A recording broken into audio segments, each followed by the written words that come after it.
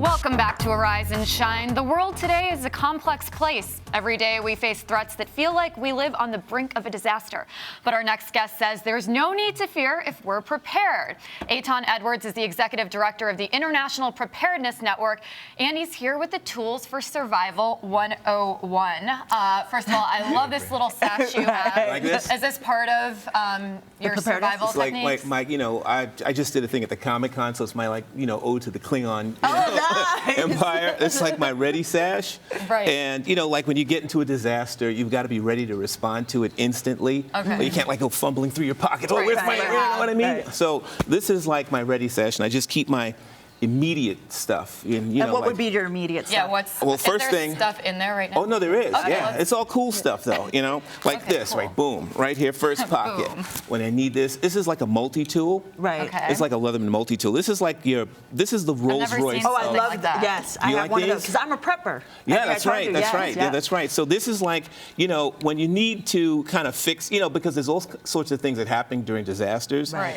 You never know what's going to break and what you need to fix or what you need to do. And these things really, I really could help see you how out. that could be You useful. So you can want see? the cutter and it has the knife in it? Yeah, it's got a and- knife. It's got a file. It's got like the little knife blade. It's got screwdrivers, and you can see all this stuff that you see here. Right. It's pretty much everything that you need. Saw, yeah, and It's like uh, a very intense version of the Swiss Army knife or something like that. Right. Right. And do you It's- have rope as well? Do you carry rope and like a mirror and? Well, yeah, I carry paracord. Right. Like it's Paracord, yeah. like 550-pound test paracord, which is something that you use to wrap stuff up and everything, because you need to tie things down. Oftentimes in disasters, you might have to strap stuff to your car. Right. You might have to wrap stuff to a cart. So it's always And good to carry some cord. obviously you're very prepared, but this is your career. Right. Yeah. Do you think most people are prepared for disasters? No. And we got to change that. I know that you, Rainey, Right, agree, yeah. because unfortunately, we have a mega disaster, a large earthquake in Los Angeles, or even in Central America, where you have it. I mean, in the middle of America, Right. you have the New Madrid fault line, and we could have a major earthquake even there in Illinois and all up I and don't down. think most people So know that. what are some of the key things that we need to be prepared in our homes? Well, I think one of the outside. things I want to start with Yes. is basically the go bag, and you see this bag that I have right here. And I so wish I brought my go bag today. Do you? So I could check to see, do I have what You'll be taking notes, though. Don't Would you- worry. well, I mean, We're for the excited. most part, that the go bag is basically a bag that you're going to have that you can exist outside of your home if you had to evacuate. You never know. It could be an earthquake. It could Right. be anything. You see what happened in Japan. Or like Hurricane Sandy or Hurricane Sandy. Coast. This is the 2-year anniversary of Sandy. Right. And a lot of people were displaced from season's their coming homes. up. And So yeah. would this sort of bag work in that situation if there was like a hurricane? do you Sure, think? if you had something like this in your home,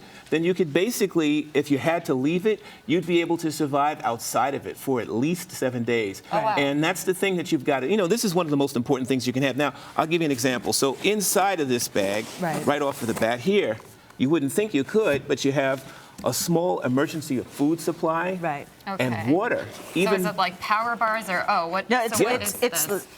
You have emergency water here. You see Yeah. this? So you have little packets of emergency water just in case Oh, you. yeah, it's Obviously, water. you're going to need freeze-dried that. food, right? Yeah, freeze-dried food. You have a thermal blanket. Right. Oh, that's And smart, yeah. Which is because really you never important. know if you're going to be out in the extended In the period elements, of time. right. And of course, you have your emergency food, which it's like, look, this is So- not this is not No. Christine. How does it work? I mean, it's not if- going to taste good. If No. you open it, then what do you do? You just eat whatever's in there? you can you open it and you eat like a portion of it, and at least you have some sort of nutrition to keep like your energy sustenance, going. yeah. Right? And the thing is that having these kinds of tools, and of course, a what else? flashlight, because during If a the power catastrophe, goes the out. power goes down. Yeah. You're going to have to be able to navigate your way through darkened hallways. Like I had to actually, when during Sandy, I actually responded to it myself. Wow. And we went out to the Red Hook area, and a lot of the hallways were dark. People couldn't walk their dogs, and having a flashlight like this one. This is an interesting one from Life Gear, which actually has it'll burn for Like a beacon. Oh, wow. Yeah. Right. So people can find you if you're missing? Right, because it's funny, you have a beam, but oftentimes you need a beacon. Right. So let me ask you real quick. So one of the things, let's say I have in my bag, I have I have my food supply, I have my water, I have clothes, I have contact stuff in case for my eyes, I have other medications, like for asthma or that kind of thing, if that were to happen? Is that what you want to have also in your preparedness bag? You also want, of course, you want to have your first aid, Right. pain medication. Oftentimes you'll bump into stuff, you'll hurt yourself, Right. and oftentimes you can't find pain medication because everybody pulled it off of the shelf. Right. You want to make sure that you have an emergency radio so that you can stay in tune. And what kind with of emergency radio? A hand crank. It's got to be hand crank or solar, because guess what? We're in New York right now, and you have a blackout, you have a power outage, you're not going to find batteries. Right. And if you do, you guess Right. how much they're going to cost. Right. That's true. There'll be a hot commodity for sure. Yeah. So you've got to have all of these things, and all of these things have to go into this bag. It also has to be light enough where you can carry it. Right, so it's For not extended a huge periods, right. burden. Yeah, and you want to make sure that you also have a cart. With the bungee stuff, Right. so that if in the event you had to walk a long distance, like after 9/11, a lot of people had to walk like Right, all 10, the way 15 to miles. Brooklyn Right. from Manhattan. Yeah, so you want to make sure that you can carry this long distances, and having a cart with some bungee cord that you can tie it to, it'll allow you to drag it for long distances as well. Now, can you get this stuff at, let's say, the dollar store? You know what I mean? How much is the cost of something like this? Well, so I'm glad you brought the dollar store. Right? Important question. Well, yeah, you can. These things can go from like the high end Right. to the 99-cent store version of the dollar store. Oh, so version. you can. Okay. Oh, yeah, you can You find. can be prepared on a budget. Oh, certainly. Excellent. That's important. And that's It the is. most important thing. There's no excuse for every American home to not have a Go Kit. At this point, everybody, I believe, needs to have a Go Bag. I actually have a bill that I drafted that, getting sponsors to actually get in the hopper Right. so that we can actually have something to kind of push this initiative so that people would have a Go Bag in every household in America. So speaking of, the average American, should there, when you're looking to buy a home, is there something, with real estate that you should look for in case, there is some sort of disaster in your immediate area? Yeah, that's a good question, Priya. You know what I would say?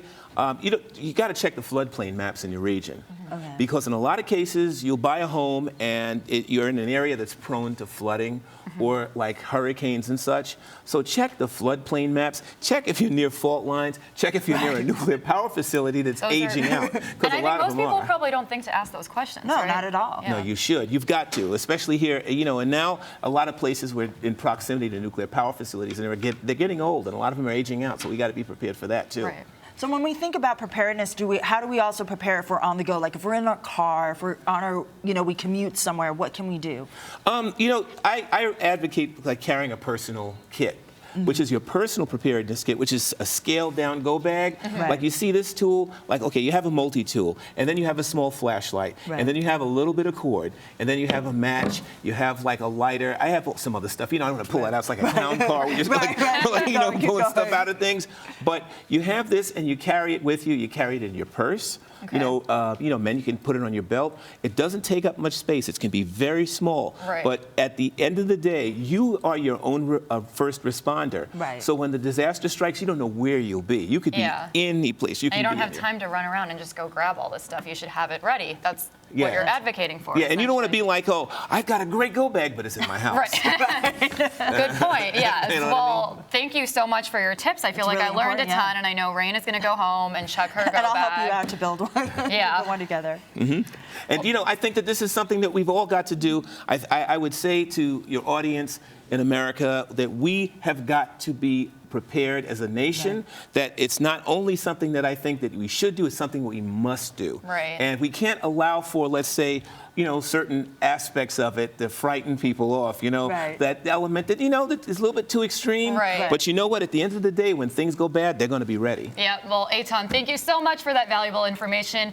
I feel so much safer already. Do you? Okay, But good. we have a lot more ahead on Arise and Shine. Are you looking for a job? Looking for a job can be a painful process, but nailing the art of networking will get you back to work in no time. We'll learn how to reach the right people on the road to success. Then we're serving up margaritas with a secret ingredient that may bug you. Just ask the owner of the Black Ant restaurant. And as we mentioned, today's the New York City Marathon. How do runners train to run a 26.2 miles?